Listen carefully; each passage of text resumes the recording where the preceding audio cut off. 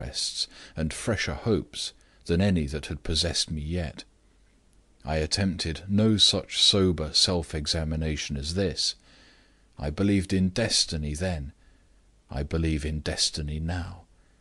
It was enough for me to know, as I did know, that the first sense I had ever felt of something better in my nature than my animal self was roused by that girl's face looking at me from her picture, as no woman's face had ever looked at me yet. In those tender eyes, in the chance of making that gentle creature my wife, I saw my destiny written. The portrait which had come into my hands so strangely and so unexpectedly was the silent messenger of happiness close at hand, sent to warn, to encourage, to rouse me before it was too late. I put the miniature under my pillow at night. I looked at it again the next morning. My conviction of the day before remained as strong as ever. My superstition, if you please to call it so, pointed out to me irresistibly the way in which I should go. There was a ship in port, which was to sail for England in a fortnight, touching at Madeira. In that ship I took my passage. Thus far the reader had advanced with no interruption to disturb him. But at the last words, the tones of another voice, low and broken, mingled with his own. "Was she a fair woman," asked the voice, "or dark, like me?" Mr. Neal paused and looked up. The doctor was still at the bed-head, with his fingers mechanically on the patient's pulse. The child, missing his midday sleep, was beginning to play languidly with his new toy. The father's eyes were watching him with a rapt and ceaseless attention. But one great change was visible in the listeners since the narrative had begun. Mrs. Armadale had dropped her hold of her husband's hand, and sat with her face steadily turned away from him. The hot African blood burnt red in her dusky cheeks, as she obstinately repeated the question, "Was she a fair woman, or dark like me?" "Fair," said her husband, without looking at her. Her hands, lying clasped together on her lap, wrung each other hard. She said no more. Mr. Neal's overhanging eyebrows lowered ominously, and he returned to the narrative. He had incurred his own severe displeasure. He had caught himself in the act of secretly pitying her. "I have said," the letter proceeded, "that Ingleby was admitted to my closest confidence. I was sorry to leave him, and I was distressed by his evident surprise and mortification when he heard that I was going away. In my own justification I showed him the letter and the likeness, and told him the truth.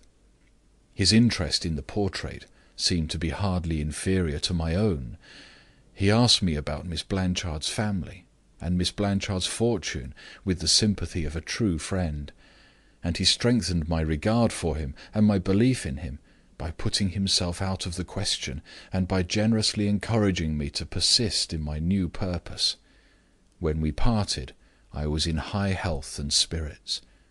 Before we met again the next day, I was suddenly struck by an illness which threatened both my reason and my life. I have no proof against Ingleby. There was more than one woman on the island whom I had wronged beyond all forgiveness, and whose vengeance might well have reached me at that time. I can accuse nobody. I can only say that my life was saved by my old black nurse, and that the woman afterwards acknowledged having used the known negro antidote to a known negro poison in those parts. When my first days of convalescence came, the ship in which my passage had been taken had long since sailed. When I asked for Ingleby, he was gone.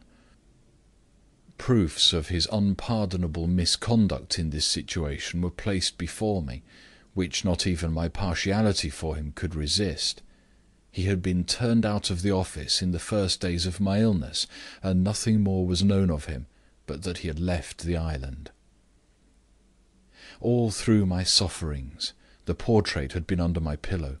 All through my convalescence it was my one consolation when I remembered the past, and my one encouragement when I thought of the future. No words can describe the hold that first fancy had now taken of me, with time and solitude and suffering to help it. My mother, with all her interest in the match, was startled by the unexpected success of her own project. She had written to tell Mr. Blanchard of my illness, but had received no reply. She now offered to write again if I would promise not to leave her before my recovery was complete. My impatience acknowledged no restraint. Another ship in port gave me another chance of leaving for Madeira. Another examination of Mr. Blanchard's letter of invitation assured me that I should find him still in the island, if I seized my opportunity on the spot. In defiance of my mother's entreaties, I insisted on taking my passage in the second ship, and this time, when the ship sailed, I was on board. The change did me good. The sea air made a man of me again. After an unusually rapid voyage, I found myself at the end of my pilgrimage.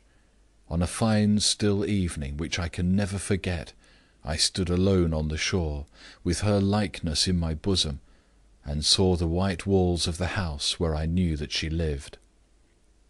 I strolled round the outer limits of the grounds to compose myself before I went in. Venturing through a gate and a shrubbery, I looked into the garden, and saw a lady there, loitering alone on the lawn. She turned her face towards me, and I beheld the original of my portrait, the fulfilment of my dream. It is useless, and worse than useless, to write of it now. Let me only say that every promise which the likeness had made to my fancy, the living woman kept to my eyes in the moment when they first looked on her. Let me say this, and no more. I was too violently agitated to trust myself in her presence. I drew back undiscovered, and making my way to the front door of the house, asked for her father first. Mr. Blanchard had retired to his room and could see nobody. Upon that I took courage and asked for Miss Blanchard. The servant smiled. "My young lady is not Miss Blanchard any longer, sir," he said. "She is married."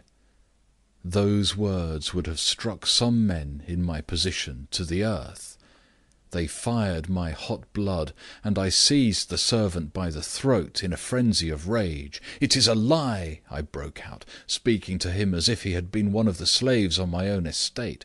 "It's the truth," said the man, struggling with me. "Her husband is in the house at this moment." "Who is he, you scoundrel?"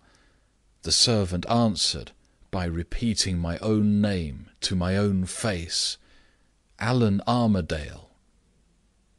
You can now guess the truth. Fergus Ingleby was the outlawed son whose name and whose inheritance I had taken, and Fergus Ingleby was even with me for depriving him of his birthright. Some account of the manner in which the deception had been carried out is necessary to explain, I don't say to justify, the share I took in the events that followed my arrival at Madeira. By Ingleby's own confession, he had come to Barbados, knowing of his father's death and of my succession to the estates, with the settled purpose of plundering and injuring me. My rash confidence put such an opportunity into his hands as he could never have hoped for. He had waited to possess himself of the letter which my mother wrote to Mr. Blanchard at the outset of my illness, had then caused his own dismissal from his situation, and had sailed for Madeira in the very ship that was to have sailed with me.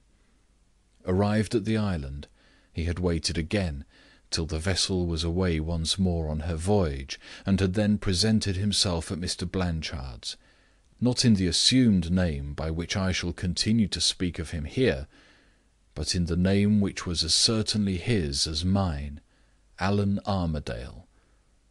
The fraud at the outset presented few difficulties. He had only an ailing old man, who had not seen my mother for half a lifetime, and an innocent, unsuspicious girl, who had never seen her at all, to deal with. and he had learnt enough in my service to answer the few questions that were